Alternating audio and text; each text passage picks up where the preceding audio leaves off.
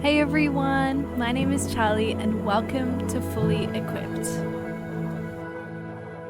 Today we read about Jesus' power and the many ways it is displayed. Not only does Jesus heal from a distance and raise someone from the dead, but he's also able to forgive sins. This shows that the King has come to the people. But this chapter also highlights the compassion Jesus has for the needy. In the first story, there's a Roman officer whose servant is dying. He's heard about the power of Jesus, and so he sends for him and asks him to heal. The centurion is humble and doesn't want Jesus to come inside or even meet with him because he believes himself unworthy. He explains to Jesus that he too knows what it is to have authority. The centurion would have been in charge of 100 soldiers. The reason why he says this is to show that he believes that Jesus has great authority and the ability to heal. This man has great faith, even though he's a Gentile man. He knows that if Jesus gives the command, the sickness of his servant will leave, even though Jesus isn't present with them. Unlike the religious leaders, the centurion doesn't even demand a sign that it will be done. He believes in the simple word of Jesus. That's why Jesus is amazed by his faith. His own people, the Jews, who have been expecting his arrival, cannot accept him when he comes. But this Gentile has great and humble faith. And of course, his servant is healed. Remember that Luke is a Gentile writer, writing to Gentile people. This story would have been so encouraging to them because Jesus is healing and loving their people too. And it's encouraging for us today because we're Gentiles as well. And through Jesus' ministry, we get to have acceptance into the kingdom as well as the gospel continues to spread thousands of years later.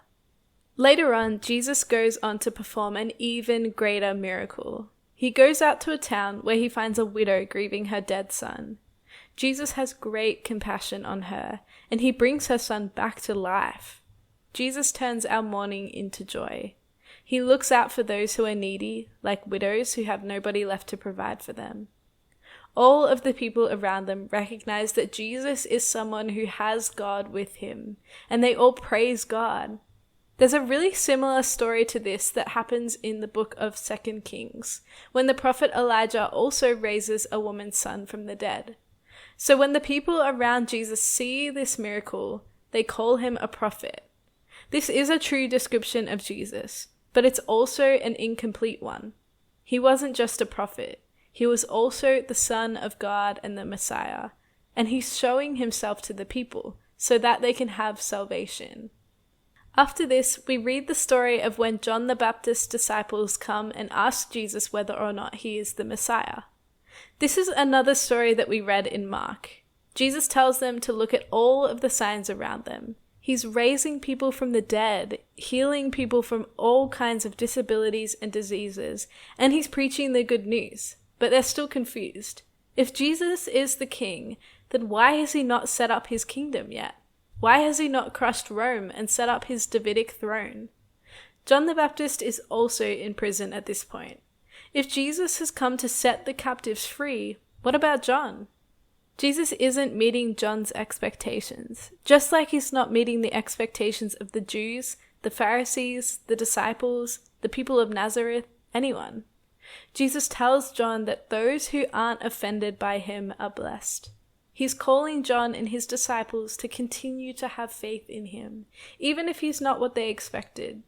To trust not in their own understanding of who the Messiah should be, but to trust in him.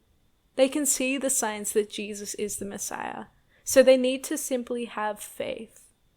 Jesus then turns to the rest of the crowd and asks them who they went to see when they went out to the wilderness. Did they go out to see John the Baptist because he was an unreliable, unconvincing teacher? Or did they go out to him because they knew he was a prophet, the first in 400 years? Jesus confirms that John was a great prophet, because he was the one who prophesied about the Messiah. But Jesus says that those who live in the new covenant kingdom are even more blessed than John, who lived under the old covenant. It's a great blessing to live in the time between Jesus' crucifixion and when he returns again, because we have the Holy Spirit within us and we look forward to salvation. Jesus also shows the people that the religious leaders have rejected both John the Baptist and Jesus. The Pharisees looked at the way they lived their lives and used that as an excuse to ignore the messages they came to bring. But Jesus shows them at the end of this story that actually their lives prove that God's way, the way they live, is right, not the Pharisees' way. In the last story of this chapter, we see how Jesus goes to eat with the Pharisees. This is a similar story to the one we read in Mark, but it's probably a different time. A woman comes to Jesus and washes his feet with her tears and ointment. She's described as a sinner. We don't know what she did or who she was, but we know that she wasn't someone well regarded, especially in the eyes of the Pharisees. Washing Jesus' feet in this way is a sign of great worship, humility, and honor. She sees that Jesus is not just a simple man. She sees that he carries the presence of God. But it also would have been really inappropriate at this time. That's why the Pharisees object to this woman. They think that her sinfulness is going to rub off on Jesus. And they use Jesus' apparent lack of awareness about this woman to deduce that he's not a prophet. But Jesus gives them a story to show that when people recognize that they have been forgiven for so much, they also respond to that with worship and love. This woman recognizes that she is a sinful woman, but through her faith she is forgiven. But those who think that they are already righteous don't love Jesus as powerfully because they don't see who he is to them. He's warning them against being self-righteous and showing that the woman's attitude of gratitude is what he's looking for. Jesus tells the woman that her sins are forgiven, not because she showed love to him, but because she had faith in him. The Pharisees should have been able to see through this that Jesus was the Son of God, but they were hard-hearted instead. These contrasting attitudes highlight to us what kind of people Jesus is looking for. So how does this equip us? The story about Jesus forgiving the sinful woman is really beautiful, and it demonstrates how we should respond when we know Jesus. We should be people who give our all in worship to him, not being afraid of what we look like to others when we're truly seeking to glorify him. The woman sees him and breaks down in reverence, awe, and gratitude. That's the kind of attitude I want to have as well. Think about the times when you've been in worship at church or somewhere else. It's so easy for us to just tune out in worship sometimes, or complain about the songs the worship leaders pick, or judge others for how they're worshiping. But I don't think that God cares whether you're right about the song being a bad choice. I think he cares that you're choosing to honor and glorify him. So let's be people who carry our gratitude for what Jesus did deep in our hearts and let it flow out of us in worship and praise.